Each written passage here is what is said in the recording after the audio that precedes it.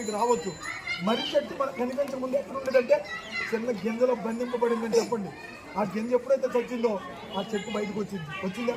ఇది వాస్తవం. అయితే విశ్వస్వరూపుడు దేవుని ఆత్మ ఈ 6 రోజుల దేవుడు బంధించాడు. ఎప్పుడైతే ఈ దేవుని చచ్చిపోతో ఆ విశ్వస్వరూపుని ఆత్మ బయటకు వస్తుంది. శరీరంతో చేసే క్రియలు బట్టి ఆత్మ నిత్య నరకమా స్వర్గమా అని తేలిపోతుంది. శరీరం కింద తప్పు చేస్తే జైలు, కోర్టు, పోలీస్ స్టేషన్ ఉన్నప్పుడు మరి పాపం చేస్తే మరి ఆత్మ తప్పు చేసి దాని శిక్ష భూమి మీద గ్రహాలు కాల్చగలవా? అందుకే దానికి స్పెషల్గా పాతాలని పెట్టాడు. క్రైస్తవ మతం కాదు, మార్గం. నేనే మార్గం, నేనే జీవం, నేనే సత్యం అన్నాడు యేసు ప్రభు తప్ప నేనే మతం అన్న మాట బైబిల్ ఎక్కడా లేదు. ఒకళ్ళు నేనే మతం అనే మాట బైబిల్ ఎక్కడ ఉందో నమ్మొద్దు. లేదండి నేనే జీవము, నేనే మార్గం, నేనే సత్యం అని యేసు ప్రభు అన్నాడని ఖచ్చితంగా నమ్మగా లేదా? నమ్మండి. కనుక ఏదో ఒక రోజు ఈ శరీరాన్ని విడిచిపెట్టాను. మరణం తథ్యం, నరకం స్వర్గం కూడా తథ్యం.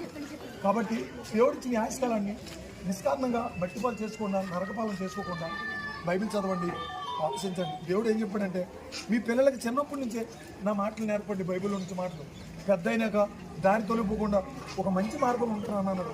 ఎవరు చదివిస్తున్నారు? ధర్మశాస్త్రం కనుక బైబిల్ చదవండి, మహాజ్ఞానాన్ని తెచ్చుకోండి. రానున్న తరానికి ఈ మహాజ్ఞాన సంగతులు మీరు అందించండి. ఆయన ఒకటే కోరాడు, ఈ పాపాల కోసం నేనే రక్తం కార్చాను, మరణించి బాధ పెట్టబడి 3వ దినం తిరిగి లేచిన నిజం మీ మనసులో నమ్మి మీ దగ్గర ఉన్న చర్చికి వెళ్ళి బైబిల్ చదువుకొని క్రీస్తు రక్తం చర్చకుంటే రక్తంతో కడుక్కుంటే దేవుడు మనకి ఇచ్చిన ఆయుష్కాలం ముగిసుకున్న తర్వాత ఆత్మ నిత్య నరకానికి వెళ్ళకుండా నిత్య జీవనానికి వెళ్తాడని. ఓకేనా? ఇంతవరకు నేను చెప్పిన మాటలు మీకు వాస్తవం అనిపిస్తే యేసుక్రీస్తు సొంత రక్షణ నమ్మండి.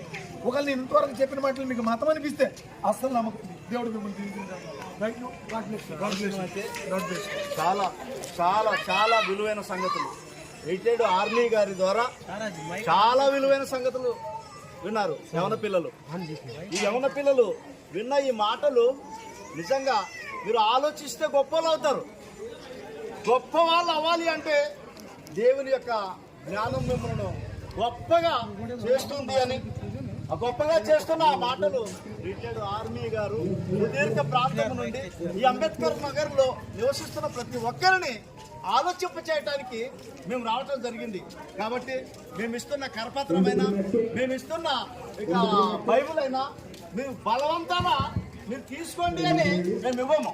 మీకు ఆసక్తి ఉంటే, మీరు తెలుసుకోవాలి అనుకుంటే, ఆ తెలుసుకునే ఆసక్తి మీకుంటే మరి మేము ఇస్తాము. ఇచ్చిన ఈ కరపత్రమైనా, ఈ న్యూ టెస్ట్మెంట్ బైబిల్ అయినా మీరు